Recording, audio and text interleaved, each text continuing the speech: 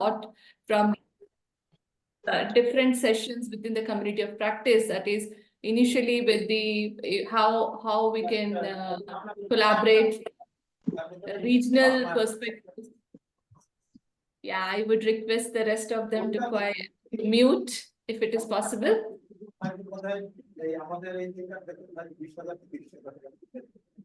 Yes, thank you.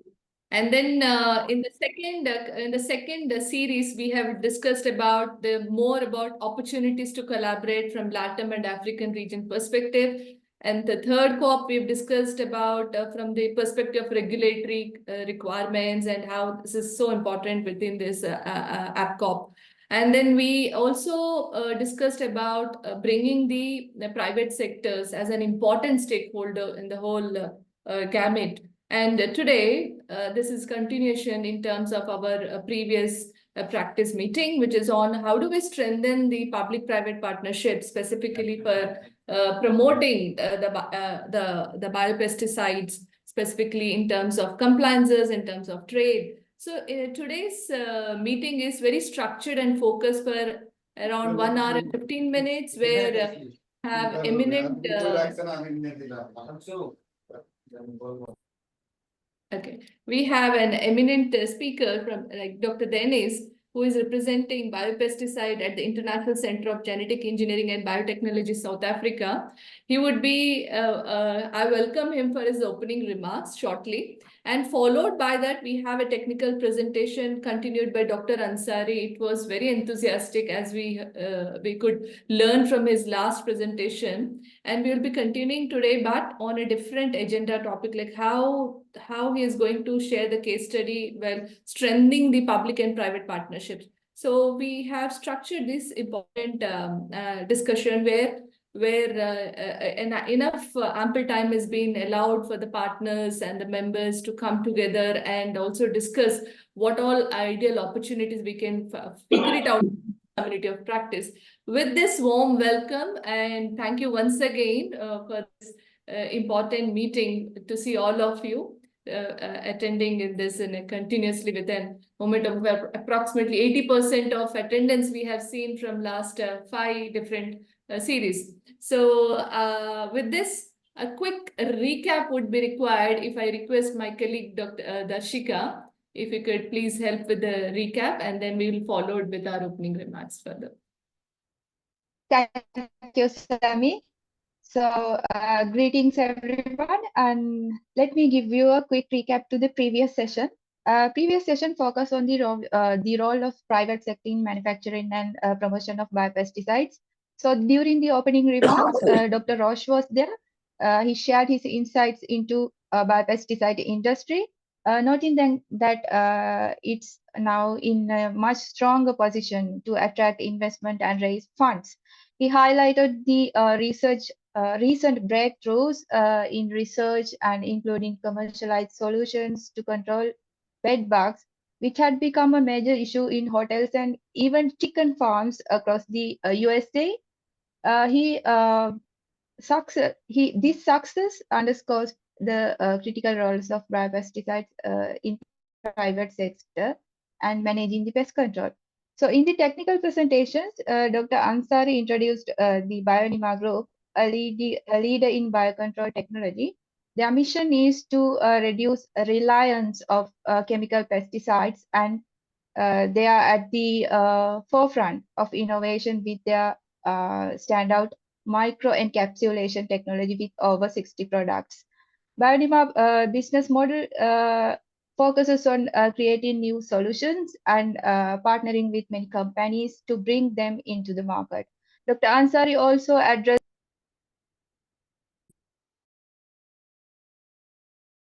Darshika, you're on mute. Sorry. Okay, now can you hear me? Yes. Okay. The lengthy registration process, and also he highlighted the while these challenges remain, the future of this sector looks promising. And also he provided global perspectives, emphasizing the rapid growth of the biopesticide market in the regions like North America, Europe, and Latin America, and the increasing focus on high-value crops. And also he highlighted the current status of Asia Pacific region. Additionally, he outlined the crop biocontrol landscape, mentioning the companies that are actively involved in the biopesticide space and their insightful investment in the research and development sector. He stressed the importance of promotional activities such as encouraging companies to raise awareness to the education programs, collaborations, and other initiatives to foster adoption of biopesticides. So in the next presentation, Dr. Ghosh discussed the India's efforts to promote biopesticides. He shared insights on current usage and trends and types of biopesticides and the impressive market growth in the India. He also highlighted the establishment of Multiplex Biotech Private Limited, a company with 300 biopesticide products across the various categories. Dr. Ghosh also detailed the challenges in the industry faces, such as scaling up the production, market expansion, education, supply chain development, research and development investment, and regulatory challenges. He highlighted some actions to address these challenges, such as improved manufacturing facilities, downstream processes, and R&D facilities, and farmer-centric business models, etc. And then Dr. Ghosh concluded this presentation by discussing the promotional strategies for biopesticide through education, extension, and national and international collaborations. So this session was ended with very interactive questions and answer session. And yeah, that was the recap for the last session. And thank you very much for your attention. Please over to you, Sammy, again. Thank you, Darshika, for this quick and crisp review about and recap so that we get into momentum. And I would request Dr. Dennis for his opening remarks and set the context for today's meeting. Yeah, over to you, Dr. Dennis. Thank you. Thank you very much, Darshika. Now, before I make my opening remarks, I just want to start with an apology. I'd like to apologize to you all because my camera has a problem. So unfortunately, you may not be able to see me. You'll hear me, but you may not be able to see me. So apologies for that. So otherwise, good morning, good afternoon, good evening, everyone. My name is Dennis Ndolo. I'm the group leader biopesticides at the International Center for Genetic Engineering and Biotechnology based in Cape Town, South Africa. Now, the focus of my group, I have two of my group members also who have joined the call. The focus of our group is on promoting the use of biopesticides and biological control agents as part of integrated pest management systems. I'd like to begin actually by expressing my sincere gratitude to APAARI for their leadership in establishing this community of practice for biopesticides and for inviting me to deliver the opening remarks for today's session. The community of practice is a timely and necessary platform for advancing biopesticide use, and I'd like to thank you all for joining today. I also would like to extend a special acknowledgement to today's speaker, Dr. Ansari, whose work I have followed with great interest over the years. Thank you very much, Dr. Ansari. Now, while I'm sure we would all agree that biopesticides do offer significant environmental and economic advantages, especially in the context of sustainable agriculture, their full potential can only be realized through strong partnerships between governments, private industry, research institutions, farming communities, and so on. Now, the focus of today's presentation is on the critical role of public-private partnerships in promoting biopesticides and sustainable agriculture based on a case study of the Asia-Pacific region.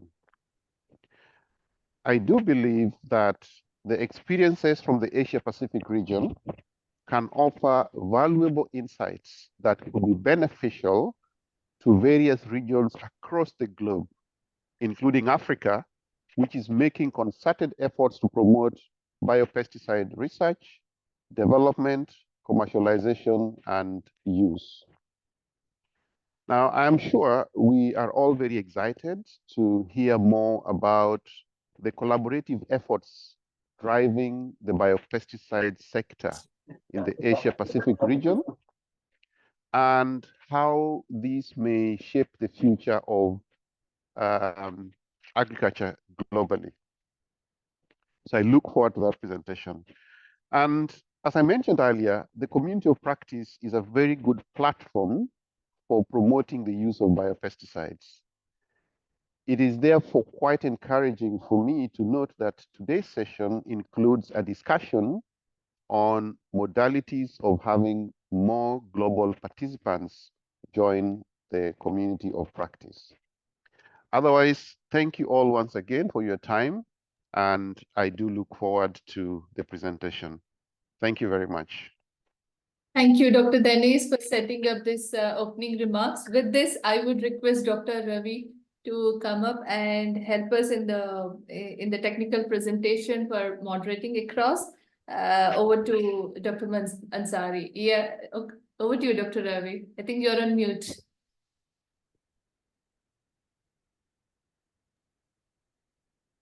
Okay. Thank you, Sami.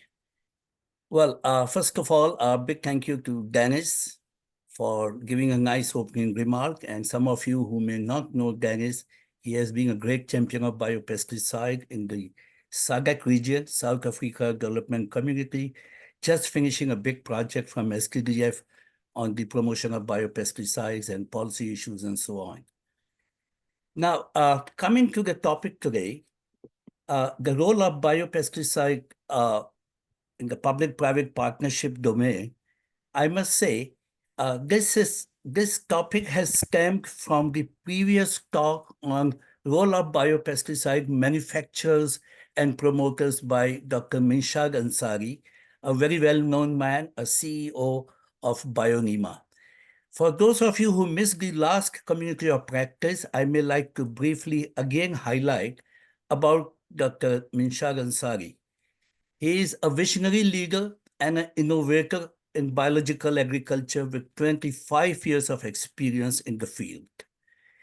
As a founder of and the CEO of BioNima Group, he has driven groundbreaking advancement in sustainable agriculture, which is so crucial for all of us, including the development of industry-defining bioinsecticide like Nima Trident and Unispore, and biocompatible wetting agents such as Nima Spreader, innovations acquired by Syngenta in 2021.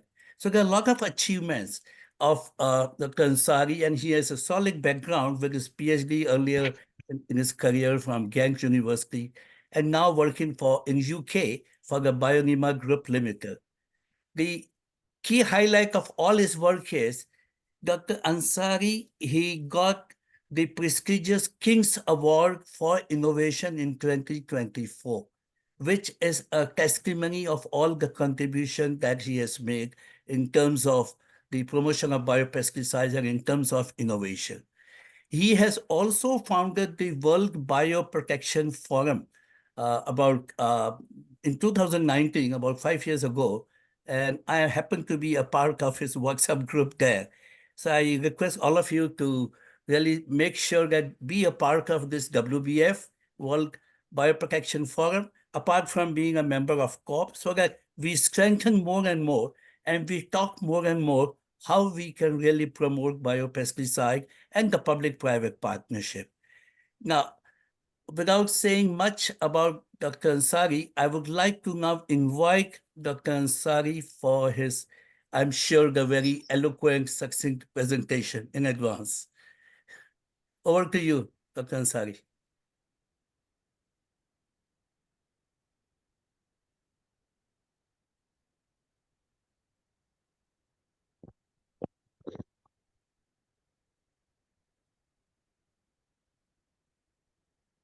Dr. Ansari, you're on mute. Oh, yes. Yeah. I'm sorry. I'm just trying to share. Sure. So where is that? Okay, here. By the time he shares, I may just use the opportunity to welcome large number of private sector who have joined the SKY, which has become very crucial.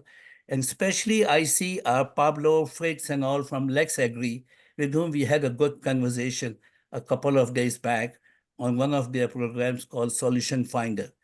Yeah, over to you, Dr. Ansari. Sorry. Thank you very much, Rabi. And it's look like that I have a lot of burden in my head now. I left India. I left India 25 years before, and I have very limited knowledge in PPP. But I really uh, didn't say no when you asked me, and I tried my best. This is a very, I would say, emerging topic. And thanks for all of you who are joining from South Africa and other part of the world. And I see a good turnout, which is basically much appreciated for the APAARI to bringing this together. So I will start with my opening question. Did you know that over 52% of world agriculture output comes from Asia Pacific region? Yet farmers still heavily depend on synthetic pesticide that threaten the environment and human health. I'm not going more detail about what Dr. Rabi said, but like many of you today, I'm very passionate about finding solutions that help us feed the world sustainably while minimizing environmental damage. The challenge we face is reducing reliance on synthetic pesticide, which harm biodiversity and present health risks.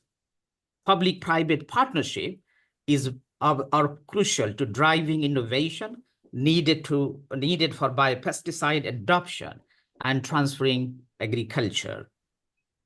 In this presentation, we will explore how public-private partnership shape the biopesticide sector, a specific focus on Asia Pacific, and also we will look to more detail about some of the challenges the world is facing. What if we could reduce pesticide usage by 30% in the next 5 years while increasing yield and protecting our environment? Today, I will show you how partnerships are making this possible.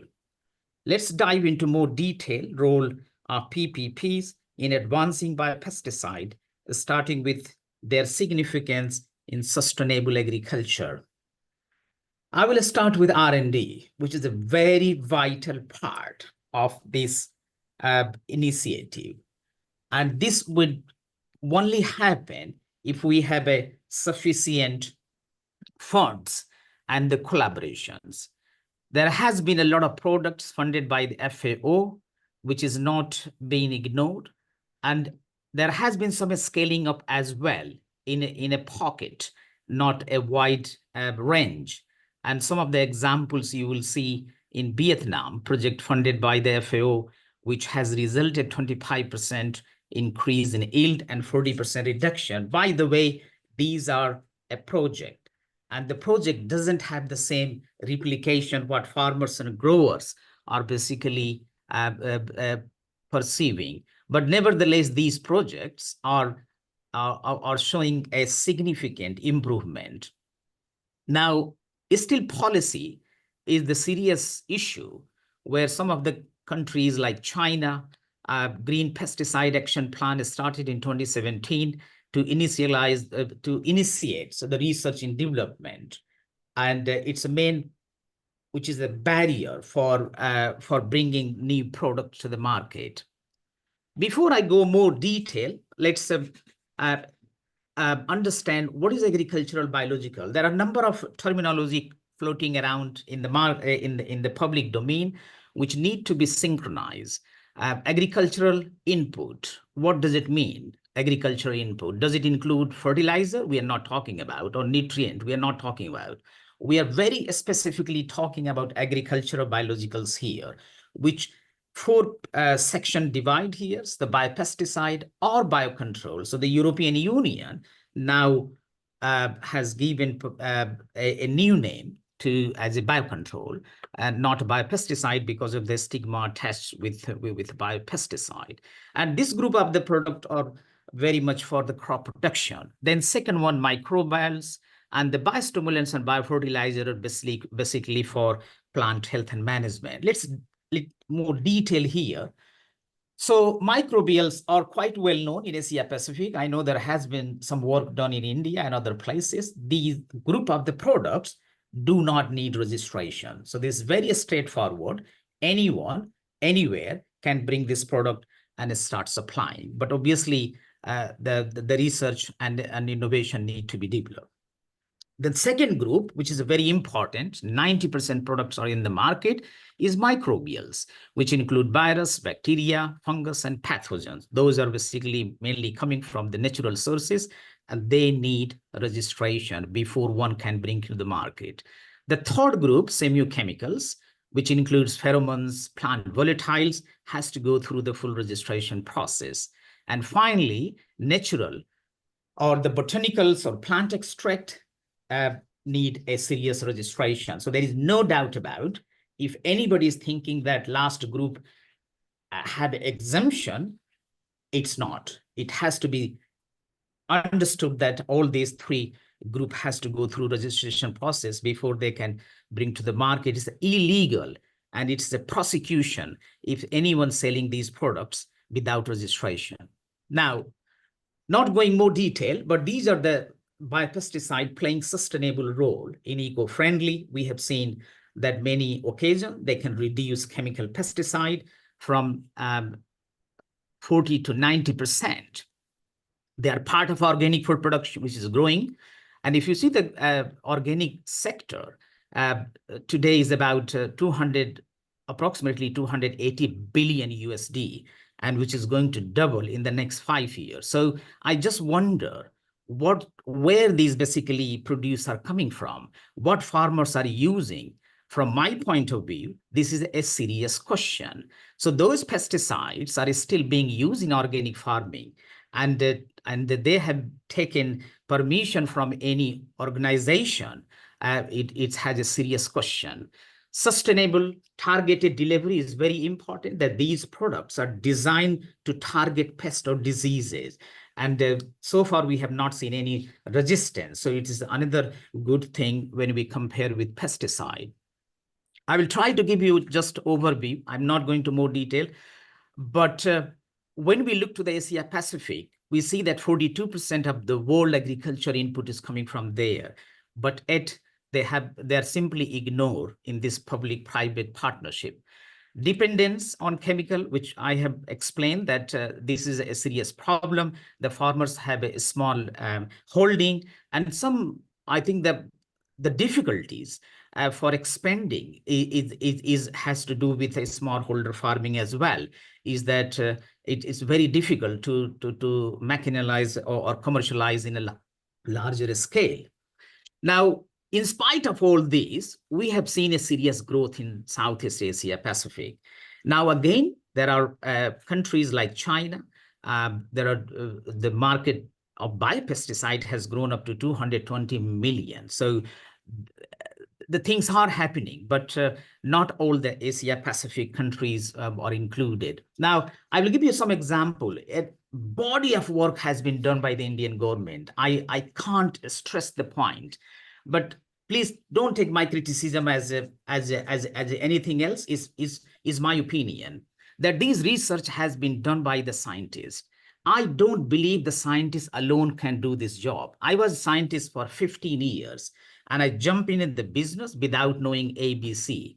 And I have been last 10 years in the business, and it has been very difficult, but at the same time very rewarding as well. And it's my opinion is that if the scientists are doing the invention and scientists are bringing product for the market, that's not going to work. Look at some of the research I have presented here. Again, please don't take as a criticism here. This is my opinion. The product on the left side said that Metarhizium anisoplea, 2.5 times 10 to the power 11 per hectare. I just want to point out this one. This is not the CFU used in Europe, Europe, EU, or elsewhere. We use 10 to 100 times higher concentration. That's number one. The number two, biopesticides, especially microbials, are numbers game. So 10 to the power 8, 10 to the power 9, whatever you can. If that number reduce one-fold, your efficacy will go 10-fold down as well. So for example, 10 to the power 12, if the farmer's getting 100%, and then if that CFU is not corresponding to the product design, and it's a 10-fold less, then you are going to expect 10% only efficacy. Now, not going more detail, but these are the likely scenario. There has been a lot of PPP work has done, but unfortunately, these products being criticized in the market, and somewhere it's also labeled as a pseudo bio. So I think it's a serious problem for industry to think about, and how basically all this need to be fixed. Now, before I move to the next one, I will tell you that if these claims are true, me and likewise many companies will be forced to acquire this technology. So the third point is, why not these technology being acquired by the foreign countries? Why the BioNema technology acquired by the Syngenta? So there are a serious question here, which we may be discussing in the future.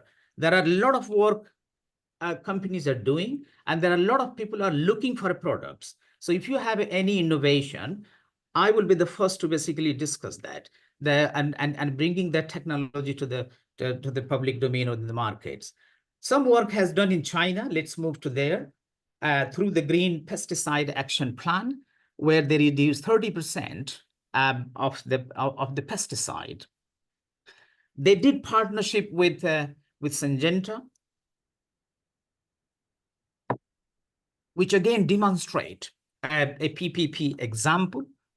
More than 200 millions invested in R&D, but mainly focus on the fruits and vegetables. The other point I want to bring here, that biologicals are not for wheat, barley, rice. Please, please don't say that one. It's my humble request. The biologicals are, until today, is designed for horticultural crop, high value crop. Just forget about that. Biologicals are going to do anything with the wheat, rice, or barley. It's not sustainable. Maybe 10 years later, maybe 20 years later. But let's focus on 80% today. Biologicals or biopesticides are only used for high value crop. Now, so because this investment was okay, and is for the fruits and vegetable, there was a good return and investment as well. Now, there has been some other work, as you see from the graph. Biopesticide adoption increased from 2015 to 2022, which is very significant. And also they were able to reduce export quality where there was a less residue, which is one of the basically point where farmers and growers can sell their produce to foreign country and will get better value for money. Now, I really love it. This was happening in Vietnam, and again under the PPP, where the World Bank funded a project, and this was only designed for dragon fruit. I will tell you, the dragon fruit in the UK cost 500 rupees or £5. So it's a very high value crop, and it's really justifiable. So I think that it's well spent. There's a lot of research done in there to demonstrate, and it does show that the export in 24 reached 64 million, a 73% increase compared to 36.7% in 2023. So just double. So that sort of things basically the industry wants to do. That's what basically the farmers will get paid for their reward, what they're basically doing, not just the crops, which is not basically providing high value. Now, 15% reduction was seen as well. There is some significance in the coffee. I know the coffee is also very popular in Asia, South Africa. There are some project there which is not included, and the 10% farmer profitability was again recorded during this project. But again, the bottom line is the challenge remain, including regulatory hurdles and the limited access to quality product in the remote areas. So those are some of the example. Again, I say that I've not been there, so I'm not very much familiar with what is going on, but I know there's a lot of PPP work is going on.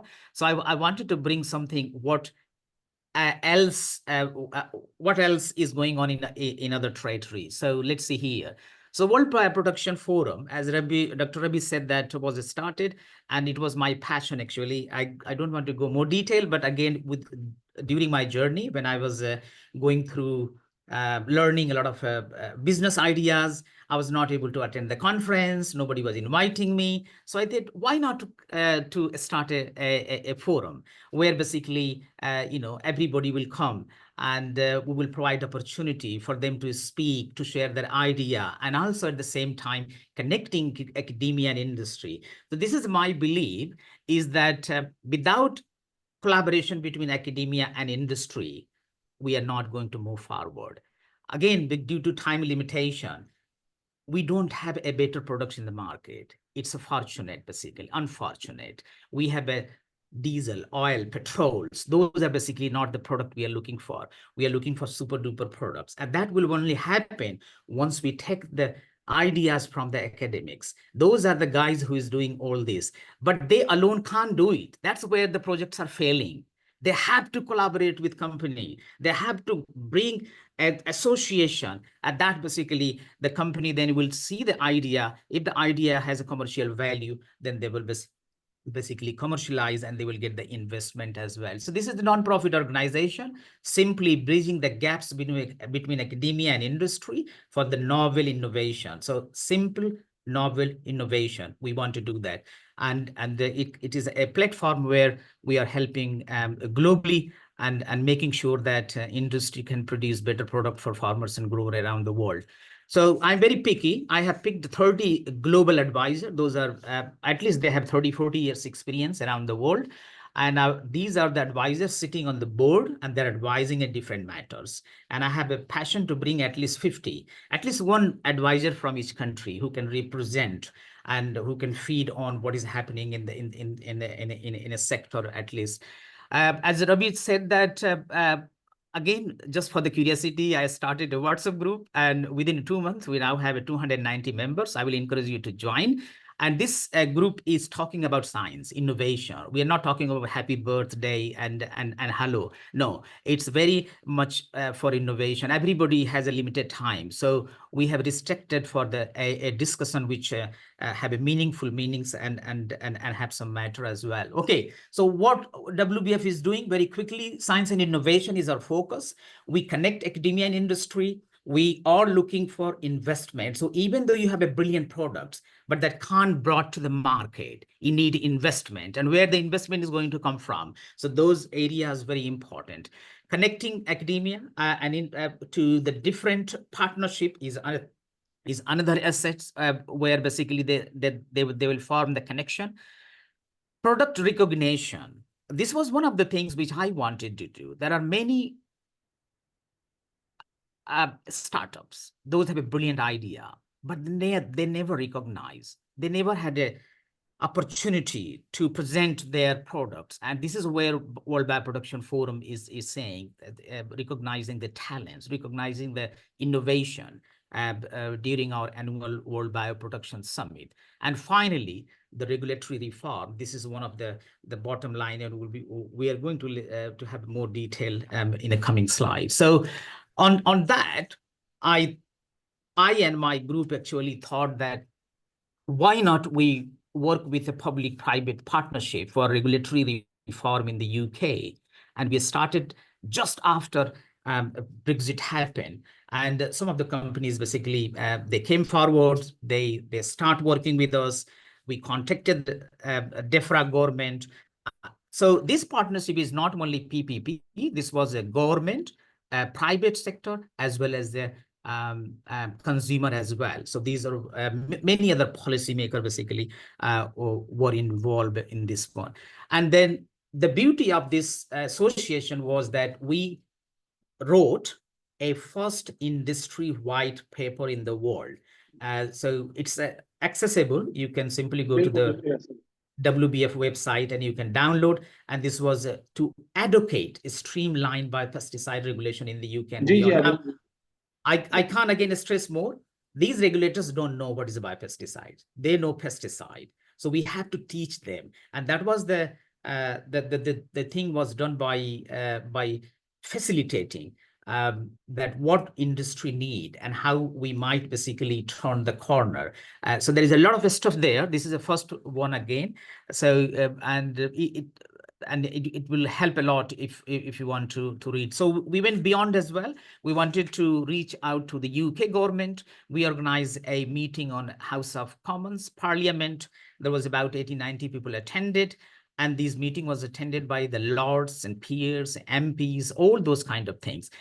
All I was basically happy. I was happy that we convey our message. We said, the guys, look, the biopesticide need reform. Is not a simple way that you are educating for farming communities, and farmers need to keep the glyphosate or chlorpyrifos. It still is going on. But we have achieved a lot within 2 years, and the post-COVID there was some problem as well. But what this demonstrates that without partnership, it was not possible. And the journey is continuing, and I will encourage that the similar activities should be followed. As you see that this one is not only UK, but we want to have the UK as a testament. So we will take the example, and that would take to the other country as well, similar to the Brazil, which is my next point, is that Brazil has really demonstrated that the public-private partnership and working among 3 organizations was the biggest challenge for last 10, 20 years. So they sit down and they basically start working among MAPA, which is the organization, A and VIC and IBAM. So these are the basically stakeholders and organization facilitated. And what happened? Now the Brazil is 3rd largest biopesticide producer in the world after USA and European. So why not Asia Pacific? So my question is, why not the Asia Pacific? There is all opportunity there, but you need some muscles there. Brazil has only 8 to 12 months. The moment you submit your dossier, you just have to wait 8 to 12 months, not like the 7 to 8 years, which is now timeline for European Union. 3 years in the US. Other countries are almost 2 to 3 years. The moment you submit your dossier preparations can take few years as well. So more than 500 pesticide is now approved in Brazil, and Brazil are almost close to the $1 billion. So market in next few years. 30%, obviously, they grow a lot of soybean. So the 30% going to the soybean, 70% going to the organic farm. And the common biopesticide they registered include BT, Beauveria bassiana, Trichoderma, and Metarhizium municiplia. And the most of the companies like Coppert, BSF, Bayer, and all, they're already in Brazil. So why not in Southeast Asia? So, or in Africa, actually, any other countries. But again, the still question is remain. Despite rapid growth, the biopesticide in Brazil still face challenges, high production cost, or how we can reduce that one. Obviously, we need to produce cheaply. And limited farmer awareness, I think this is a central point. I will put a little bit more time in the coming slides. And competition from the cheaper synthetic pesticide, that's another damaging thing. If the growers are going to compare with pesticide, then it's not where the biopesticide stands, my friend. We are not here to compare with biopesticide. The biopesticide with pesticide, biopesticide is the group with added value. They add value to environment. They add value to the health, society. Whereas the pesticide, yes, pesticide does value for the food production, but they cause serious damage as well. Now, not going more detail, but FAO, WHO, obviously, and European are doing a lot of efforts in terms of the reducing the pesticide and enhancing biopesticide uses. You already declared that they want to cut down 50% chemical pesticide by 2030. They're also in view to reducing 20% synthetic fertilizer. So things are happening and will happen. Obviously, this has taken a long time. Now, what is the barrier and what is the problem basically is happening in the region? And now, the one thing is very clear, I have pointed a few times, is the regulatory delay. So there are two sets of regulatory globally. The one is facilitated by the FAO, who more basically look after the Asian countries. And then you have their own, and EPA have their own regulations. Now, farmer awareness is the serious problem. That's where the PPP has to work, is that how we can make sure that farmers are aware of the pesticide or the difference between the pesticide and biopesticide within the products group, like bioinsecticide, biofungicides, bioherbicide. All those groups basically should be a clear indication that what they can do. This was flagged out on my LinkedIn account. As you see, one of my follower, Dr. Balbir Singh, he wrote that farmers of opinion that they are being looted by biomanufacturing companies on the name of biologicals input. This is what industry doesn't want. I can't comment here because, again, as I said, the terminology is being spoiled. So if it was a biopesticide, then it's a bad. But if it's a biological inputs, I don't know what he's talking about. It's a insecticide, or it's a biofertilizer, or it's a biopesticide. It's a biostimulants, because biostimulants and biofertilizers are very much everywhere at the moment. So, and some of the unregistered products. But this is, he's a farmer, and he's been basically talking for, I think, the last 2 years. He's interacting, and he's passionate about the bringing product in Indian market. And India is fully saturated. There's a lot of companies, a lot of products are there. But comments like this does raise a question.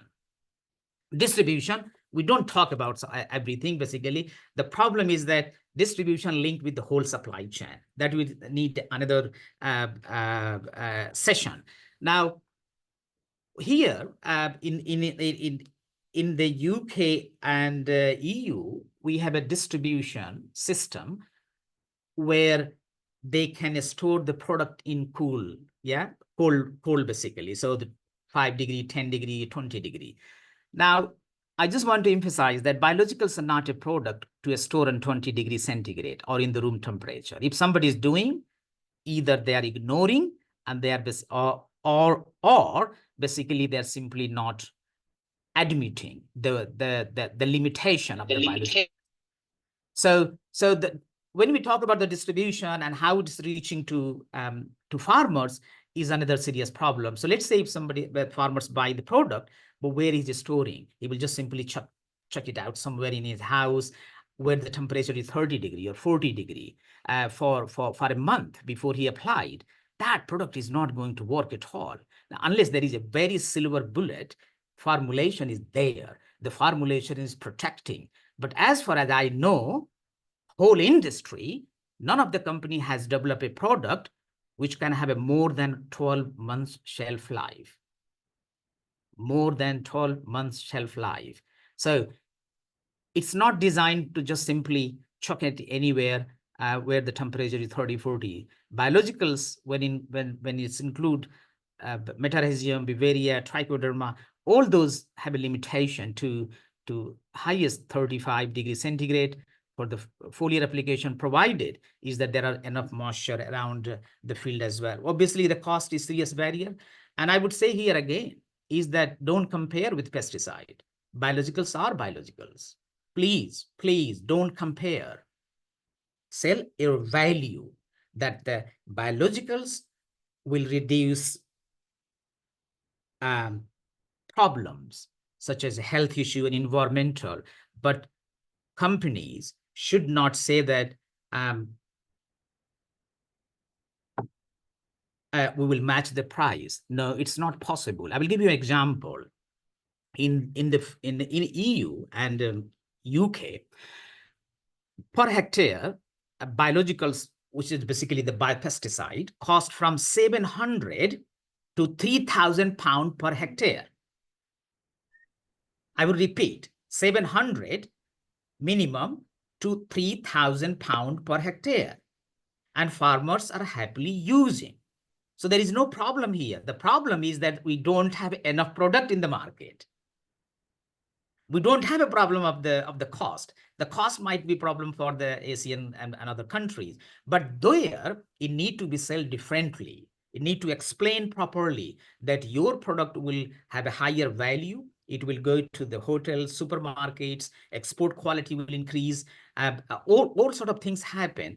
But no, it's not basically to compare with the chemical. We will never compare with the chemical pesticide with the biologicals. Okay, so how we address? We know the chemical, regulatory is a serious problem. What we do basically? While as I mentioned that FO is trying to harmonize, but I don't know when it's going to happen in Asia, but there is a harmonization. I will give you an example of the joint review. So joint review already exists within OECD guidelines.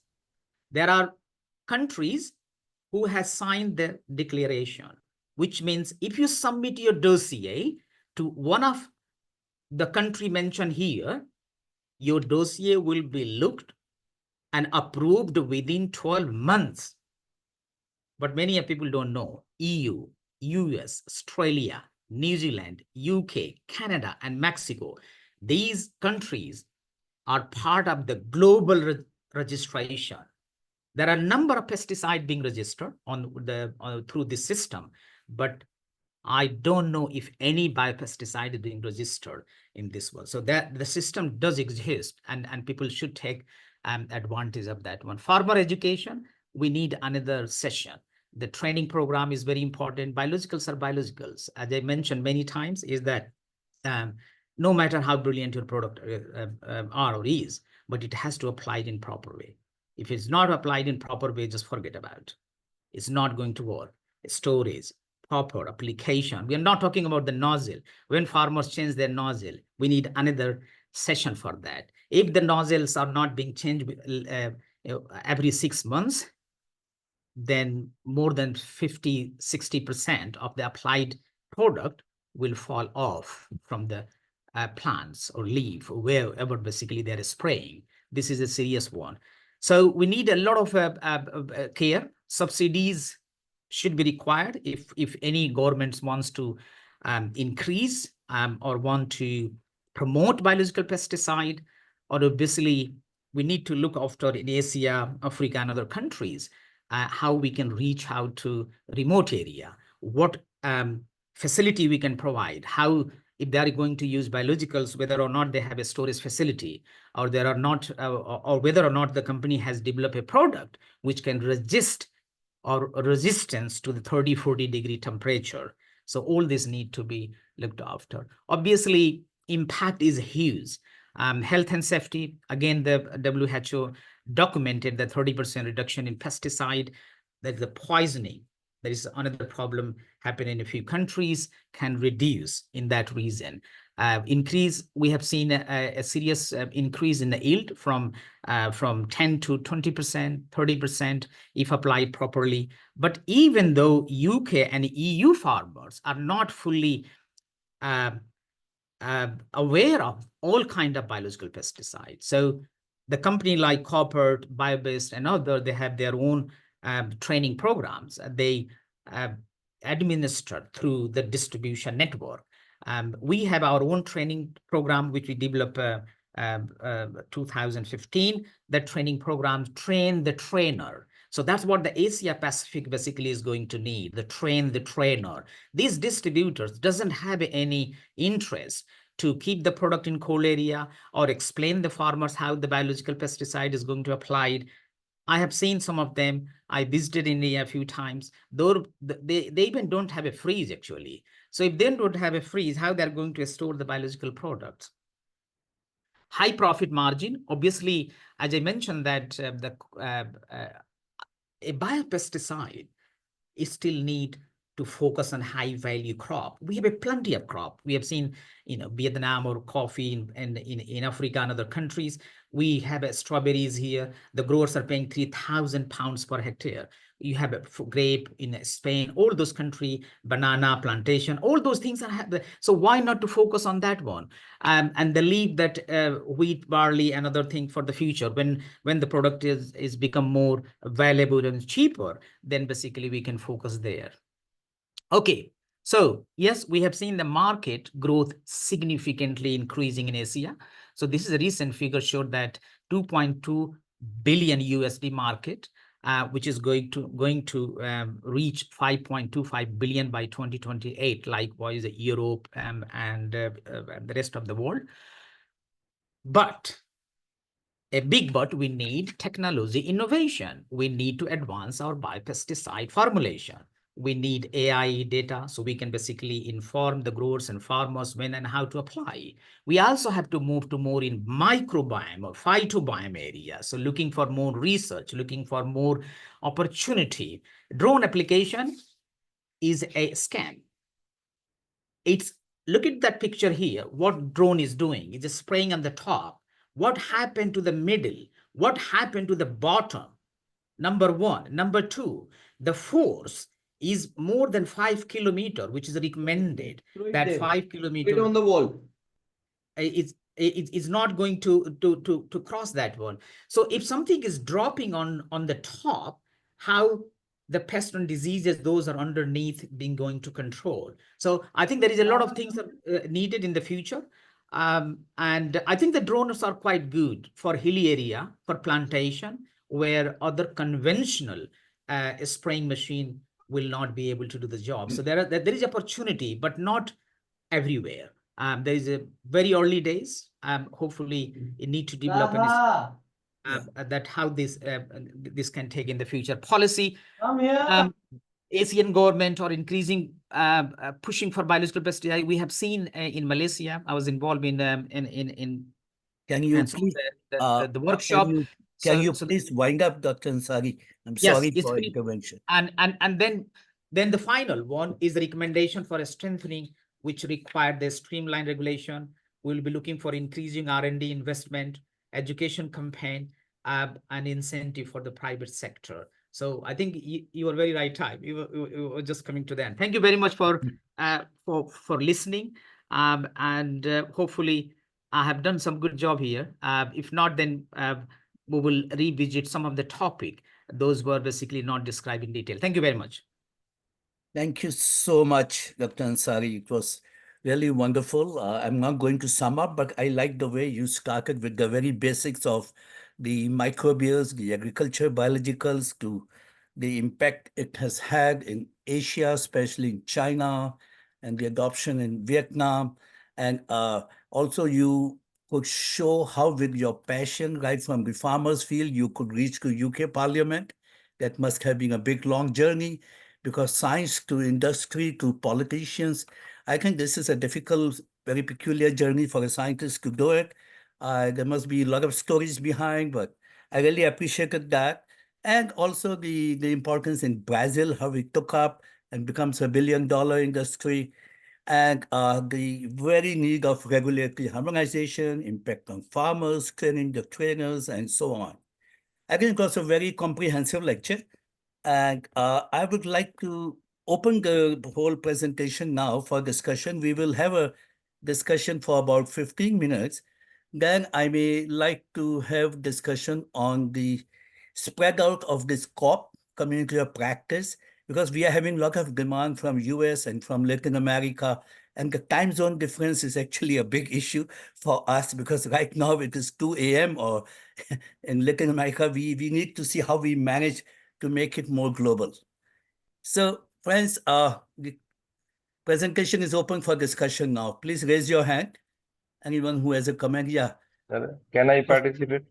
Yes. Sorry, Subrata, I'm coming to you. Professor Firas Ziorg from Argentina was the first one who raised hand. You're mute, Professor Firas. Okay, thank you very much for this nice presentation. Thank you, Dr. Ansari. I'm Prof. Firas Aziz from Jordan, Arenina, Mota University.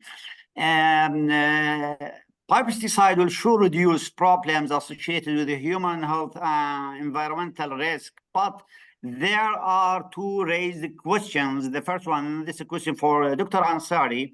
What about the efficacy of biopesticide under rapid climate change, especially elevated temperature?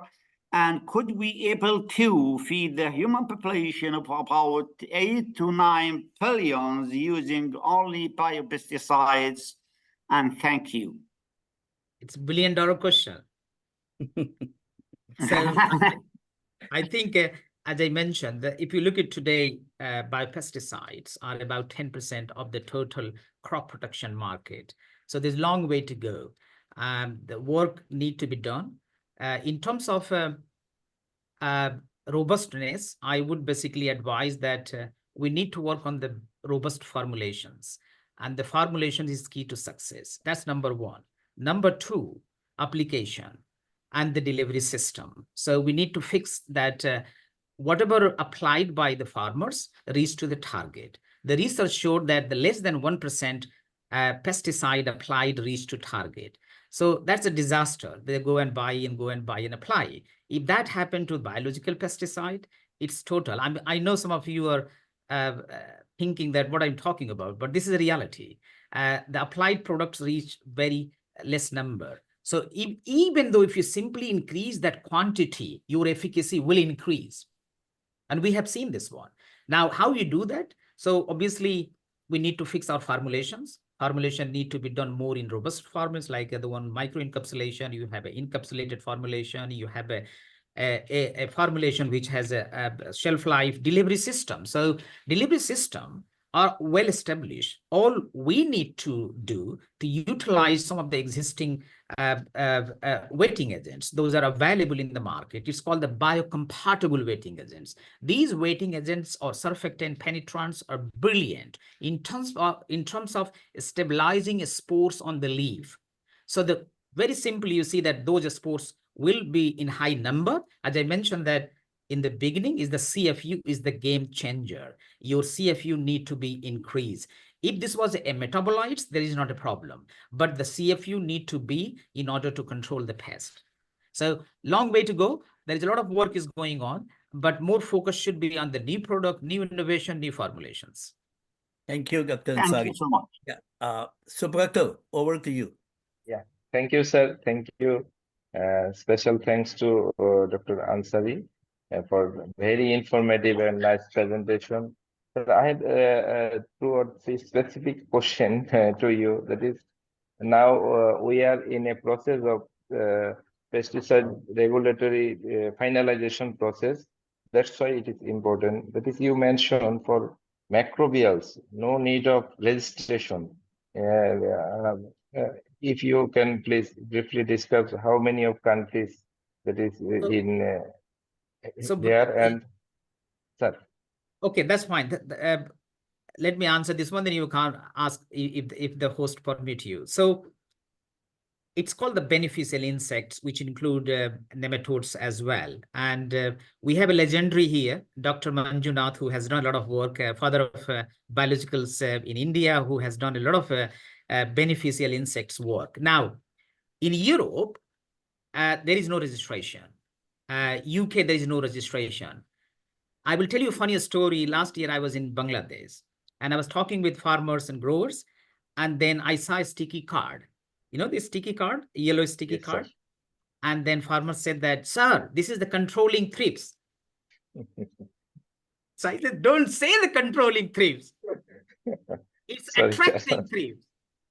It's attracting thrips. It's more about sometime your claim. So that you let them what a sticky card never be going to become a control method, but it is a part of your IPM system where it will reduce the population.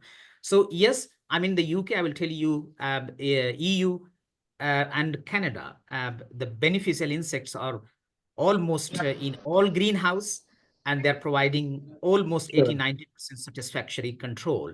But I don't think that that is still ready for go to outside. It's still very much for the indoor cropping. Sir, and my another question, if you can allow me, that is, Yeah, you please quickly. mentioned, Yeah, sir, so we'll go. we Please are, quickly, sir, we we are short also of time. planning for a shortest registration process. You mentioned in Brazil, it is done within 8 to 12 months. But for any registration, we need laboratory test and 2-season, 2-location trial, sir. So 2-location is need almost 1 year and 18 months. It needs almost. Sir, how can we reduce our process? When you got your PhD, did you have PhD? No, sir. Okay, let's say if Actually, you got your master in 2015, yeah, but you studied yes, 2 years. You don't count that one. Authority don't count what you are doing before you submit the dossier. What all they're interested, the time, the moment you submit your dossier to authority. That's what basically time we are counting. I will give you one example. I submitted my dossier with my hand to European Union, March 2020. And until now, we haven't heard. How many years? So your efficacy trial or your research, it doesn't matter. Regulatory authority don't want to know. All they are interested that you have a package which basically confined to their requirement. If your dossier is not complete, then it's going to even more delay, because they will ask questions, you have to reply, you have the question. So make sure that your dossier is 100% ready before you submit to any authority. Okay. Yeah. So, Thank you. Thank you. And we have in the chat some comment by Dr. J.L. Tang. Dr. Tang, will you like to say that, or shall I wait for you?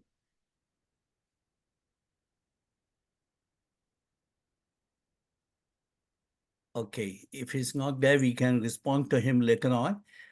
May I now request the lieutenant, Dr. T.M. Manjunath, a very well-known international expert.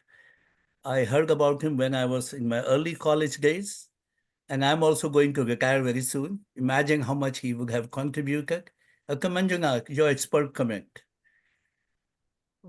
Thank you so much. First of all, I would like to compliment Dr. Ansari for making a very comprehensive presentation. And I have always felt that as far as the biologicals are concerned, probably we are overlooking the importance of local strains. You know, unlike chemical pesticides where we can have a large plant produce millions of liters of pesticides and submit it all over the country or even all over the globe. This is not possible in the case of biopesticides because the local strains play a very important role. That is why when it comes to the question of mass production of biopesticides, it is better that we have as many production units as possible to cater to the local needs. I think this is one important thing which I think I have mentioned it to Dr. Ansari during our several meetings, but I would like to emphasize here also. So one aspect. And second thing is, when we talk of biopesticides, most of the time, you know, 95% of the times, we speak only about microbials. And we should remember that there is an equally important component called macrobials, which include parasitoids and predators. And these also are very, very important and can play a very important role in controlling some of the pests, especially in glasshouses and also in outdoor situations. So, but unlike microbials, production of parasitoids and predators, you know, it is very tough, but we should not give it up. And side by side, my request is that we should concentrate on parasitoids and predators also. This is all that I have to say. Thank you. Thank you so much, Dr. Manjunath. I just want, can I comment on this very briefly? Yeah, please, quickly, Dr. Ansari. Yeah. Dr. Manjunath, I think those sections are already very well received in EU UK, Canada. And I have seen that even the small companies, those are producing in their warehouse and they're supplying to greenhouse. The only problem is that they are not still very much popular for outdoor because of the several reason. You know, if you go more detail about, so you're applying in one farm, what will happen to the next one, and so on. But for protected environment, it's absolutely 100% results they're providing. So they're now local and exotic strains. Other point is absolutely spot on. We might see that your local strain might work better in India or other countries. So this is always advice, is that choosing the local strain, that those are basically better than the exotic one. Thank you. Yes. Yeah. Thank you. Thank you so much, both Dr. Manjunath and Dr. Ansari. We would like to stop the question answer session here because we have another agenda which we would like to discuss with all of you and to get views of all of you. And we have noted all the questions in the chat. We'll be responding to you by email. Now, friends, this community of practice, which we started about 5 months ago, we had 40 members to begin with. And today we have 250 members, and I think 50 plus attended today. So it's growing quite significantly. We are getting a lot of information, a lot of queries, and especially, as I was saying, from US and from Latin America, especially from ICA, IICA, and FORAGRO and other agencies, of how we can include them in this COP.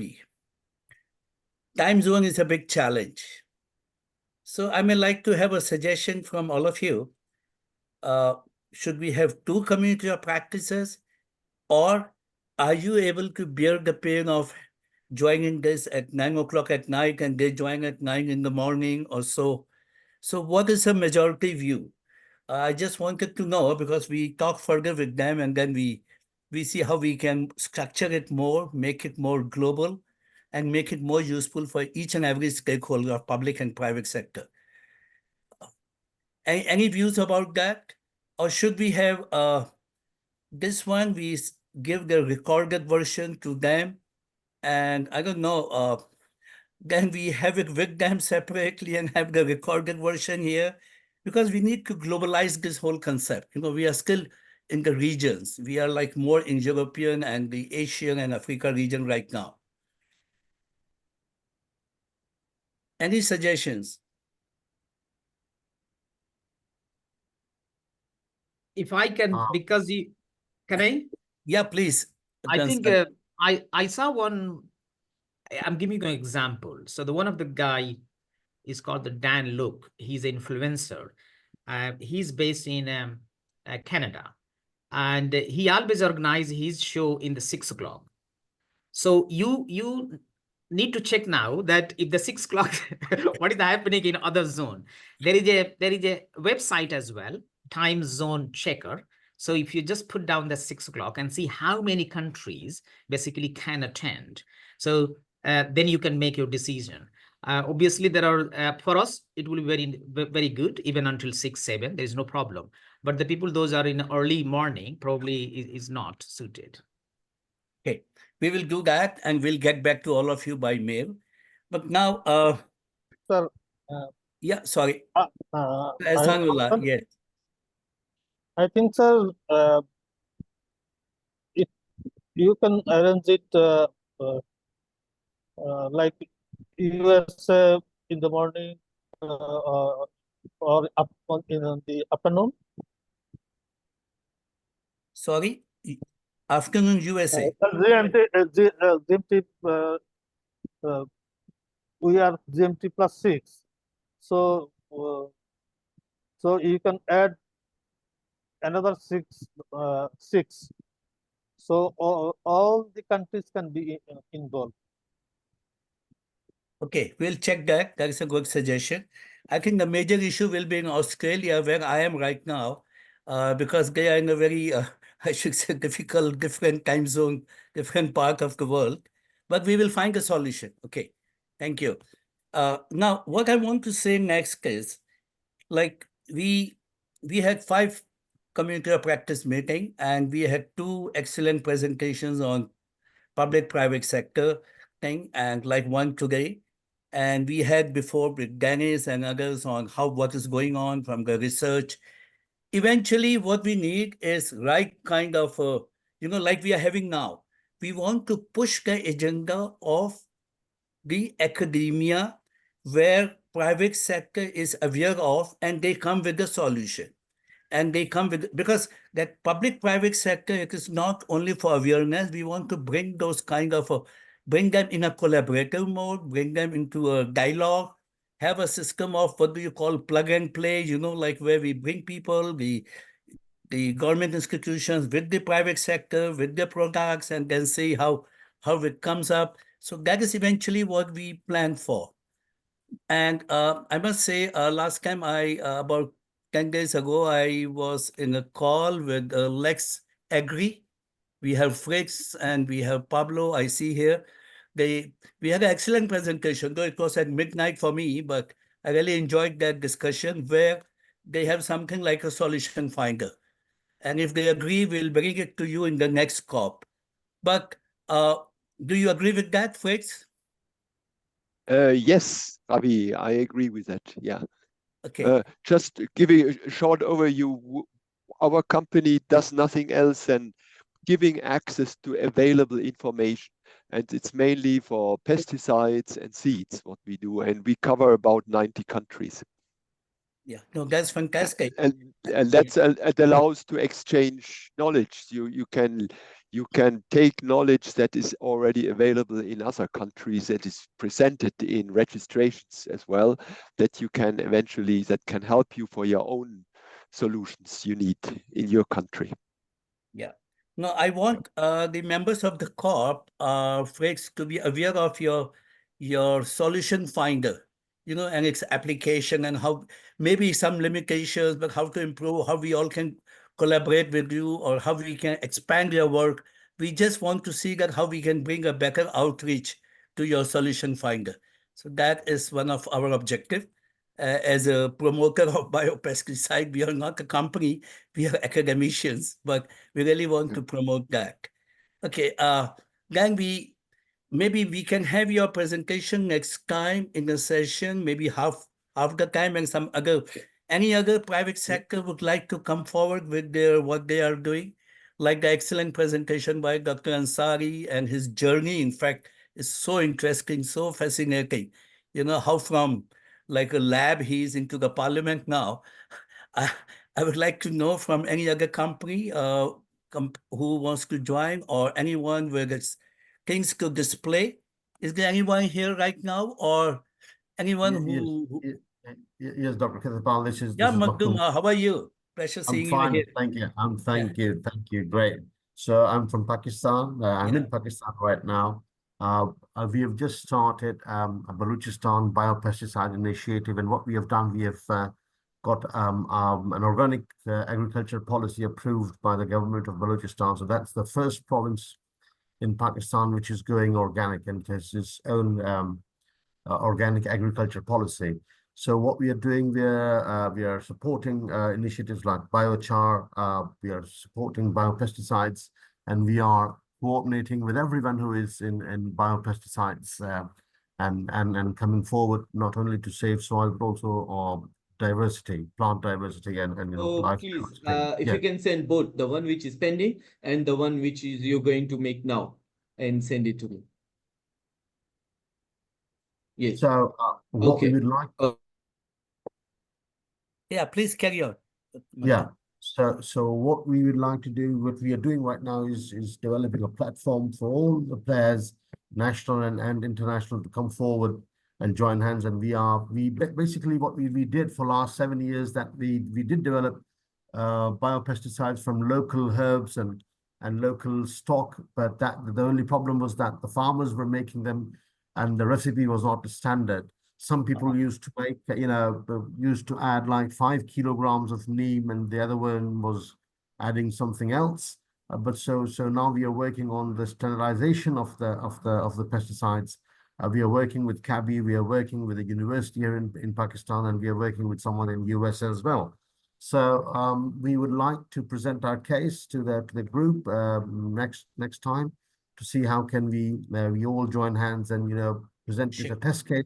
And then we have another operations in Africa, so we want to take this to Africa as well. We are focusing on two indicators. One is the efficacy of the pesticide, and the other is the price. So these are the two things which will be focused by the group in coming days. Thank you so much, Mr. Magdoum. I really appreciate this intervention. And I know this Pakistan is a good partner of APAARI, one of the major partners of APAARI in our forthcoming agroecology project, which is being funded by European Commission. It's quite a big project across the region, and we are trying to see how we promote maximum biopesticide in the agroecology space, which is becoming very crucial now. Okay, then we have, in fact, a lot has been done in Bangladesh recently. And there's been a global project from USDA and from STDF, which APAARI, we had a chance to implement. That CABI has been working a lot also there. And they are also promoting with their programs and tools and all. Ima, would you like to say anything about biopesticide portal quickly, which you had a presentation before? Yeah, sure. Hi, everybody. Yeah, I presented, I think it was the 3 meetings ago on the CABI Bioprotection Portal. This is it's a free tool for primarily targeted at farmers and advisors to help them find registered biological control and biopesticide products in their countries. So at the moment we have 46 countries on the portal. So users in those countries can go and find, they look by crop and pest problem, and they can find which registered products are available in their country. And we also have quite an extensive resources area in the portal as well. And that's so that people who are new to bioprotection or have heard about it but don't know too much about how to use it, they can go to the resources area and search for relevant information that might help them with the application and with storage issues and those sorts of things. And so as part of this initiative, we're partnering with private sector. So we have a number of biocontrol manufacturers who are on board, and they help us by enhancing the information on their products on the portal so it's more useful for the users.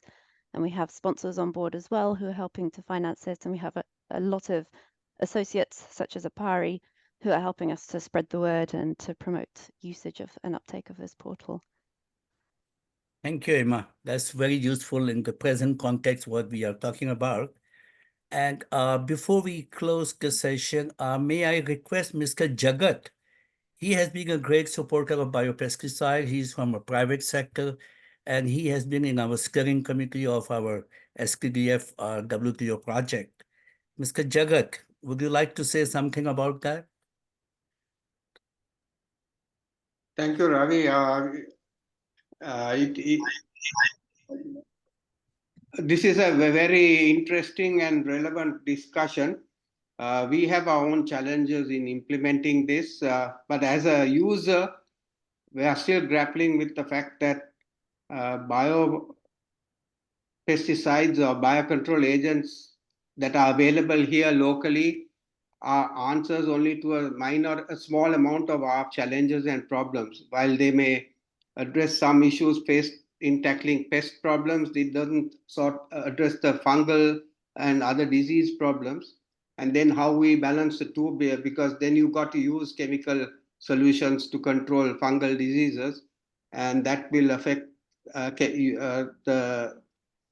obviously the efficacy of the bioagents that are being used. So that is a challenge that has not been resolved satisfactorily yet from our point of view to be able to expand the use of biopesticides and biocontrol agents in Sri Lanka. Thank you. Thank you, Dr. Jagat. That gives a glimpse of what is going on in South Asia. So anyone who wants to have a last word, say something before we close? Yes, sir. Yeah, please. Can I? Yeah, please. Yeah. Good afternoon, Dr. Chetrapal. Nice to see you, especially on biopesticide front from APAARI. Thanks, Dr. Ansari, for a wonderful presentation. My question is, see, we have plenty of challenges in India as far as biocontrol is concerned. Dr. Chetrapal also knows very well that you are talking about global harmonization of regulatory affairs. At a time in India, the government of India has declared to convert as many as 1 lakh farmers into natural farmers. That means they will be opting for natural farming. And organics also almost 3.5% have been declared. And this is in the midst of Director General has also decided to have this natural farming demonstration tested 20 locations across the country, that too for 5 seasons or 4 seasons. So at this juncture, I don't know how do we, this forum, especially with Dr. Ansari at the helm of the affairs of WBF and Dr. Ketrapal coming in through the APAARI door. Can you please tell us as to what is the way out? Again, Yeah. another billion-dollar question, Dr. Rabi, is that I think it's a collective efforts needed. And as you mentioned, the governments do the job to fulfill their project and requirement. They have a limitation. That's where the partnership actually plays significant role. So the partnership will help that, look, the project was implemented, but this is what outcomes we are seeing. Is anything we can do? Otherwise, the project will finish, it will be signed off, and then that's it. We have seen hundreds of projects funded by like that. I was really part of some of them as well. So we need a collective efforts, and APAARI probably and some other organizations should be looking into it more detail about how we can work with FAO, how we can work with WBF, and other organizations bringing on the table, like BIPA is there as well in India. I think there is some other association, but because this is the biopesticide, so we have to stick with the association. Those are representing biopesticide, not anything else, and that's where things got muddled basically. Oh, we do this one. No, just focus on the biopesticide and see how many people are basically working on that. So the focus is very important, and they will bring now in my last suggestion will be that we can approach to the Indian government policymaker and discuss about Brazil scenario, discuss about the UK scenario. I mean, UK is not yet completed, but it is very close to complete. But we can explain them what is happening, and that might turn out they might want to consider. But again, we don't know. We need some player from there. Thank you. Yeah. Thank you, Dr. Ansari. I mean, the summary is we need some success stories. We need to document success stories and carry it forward for our scale and for the outreach of the biopesticides. Yeah, okay. Now, can I have just a brief intervention by Paul Taylor from Australia? He's recently joined APAARI. He's working from Melbourne University. Paul, you have any views on that? Good evening from here in Melbourne. Very interesting. I think it's given me an insight into this area of biopesticides as well. I agree with a lot of the comments that I've heard about developing these microorganisms for the adaptive environments that they're growing in. I'm interested to follow this on, and it's a very exciting time for me to be involved. And now this is through this group as well. So thank you, Ravi. Thanks, Paul. Okay. So friends, I will now close the technical session here and pass on to my colleagues, Sami and Darshika, to close the session. Thank you so much, all of you. Thank you, Dr. Ravi, and thank you each and everyone for being so engaged in this community of practice. And on behalf of APAARI, I would extend special thanks to Dr. Ansari for sharing his insights and his wisdom and also creating an healthy environment in provoking discussions like what are the ways forward we can take it into the next session as well. And also a special thanks to Dr. Dennis for setting up the context. With this, I would thank each one of you once again for contributing during this open discussion. And also, yes, Dr. Ravi. Yes, sorry. Dr. Dennis just pointed me out as a good friend that there are some questions in the chat. Since our time is over, we will get back to the people who have some queries in the chat by mail.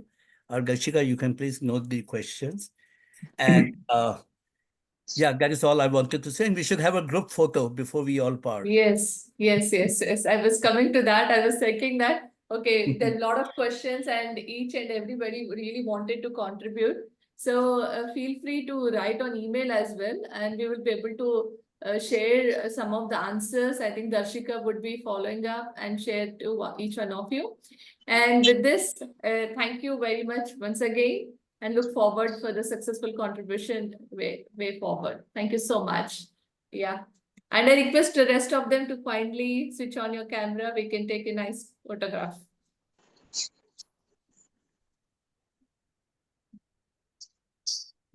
Thank you so much. Here we go. Thank you.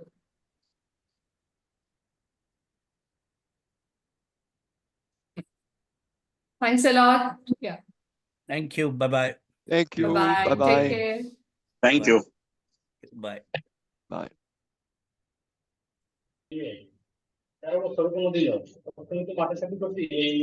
Subrata কি অবস্থা? Sir আছি sir এখনো। উল্লাহ কোথায়? উল্লাহ কোথায়? আসানুল্লাহ কোথায়? Ahsanullah sir is also here in meeting maybe. English দরকার নাই, English বললে পরে ইংলিশ বললে ওরা বুঝা পারলাম, বাংলায় কও আসানুল্লাহ গাল পারি কিছু বুঝছো না? স্যার আছে স্যার। স্যার তো স্যার কালকে নাকি আসবেন স্যার? হ্যাঁ ইনশাআল্লাহ। স্যার আসেন স্যার একটু। Okay bye.